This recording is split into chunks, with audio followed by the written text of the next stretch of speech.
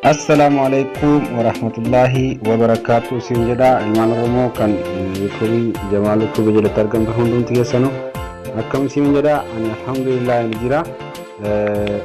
Ada video akkaataa copyrightii keessan bootaatti isin argattanu isin agarsiisa. Sana dursa yuutuubii kiyya keessanii seentanii namoonni yeroo qabaatti yuutuubii kiyya haarawaa taatan gubbaa kanarratti bakka kanatti bakka sarchii kanarratti Jamaal Yuutuubii jettanii barreessanii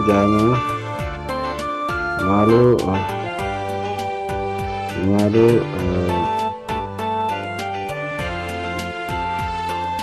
haala barreessaa kanaan barreessanii haala kanaan jechuudha. Kun asirratti isin ga'ee jira. Gubbaa kana ni barreessanii yeroo isin akka rukuttan bifa kanaan isin baha mallattoo subscribe kan jettu kana subscribe kan jettu kan rukuttanii yeroo tokko akkana gadi cuqaastanii sanaan booda mallattoon bilbilaa fuulduratti isin baati haala kanaan jechuudha. Yeroo kun haala kanaan jechuudha. Isii kanarra yeroo tokkoof gadi cuqaastanii haala kanaan yeroo cuqaastan gubbaa kanatti bifa sadii sanii baa isa kana dhiiftanii isa gubbaarratti nu keessan jechuudha. Ool isa irratti nu keessanii yeroo isin keessan viidiyoon gadhiisu daqiiqaa tun gahin isin qaqqabaa jechuudha. Yeroo waa gadhiisi poostii godhee jedhe simbira qaqqaba akka mastaawushaatti jechuudha. Amma gara aappikishaatti isin dabarsa akkaataa copyrightii keessanitti argachuu dandeessan yookiin koomenti spaamii ta'e iddoo isin argattan agarsiisa. White Studio ni beektan jedhanii yaadan inni dhabee jiru White Studio kana White Studio kan ittiin beeknu jechuudha. Kana keessa nu cuqaastanii isa kanaaf akkas cuqaastanii booda nama koomentii isinii kaa'e jechuudha. Koomentii kun asitti agartan yaada kun dhibba tokko jira as keessa koomentiin namni cuqaasanii nan argitu haala kanaan jechuudha. Koomentii namni naa kaa'e muluu isaa jechuudha as keessatti naaf ka'a jechuudha. Haa fakkeenya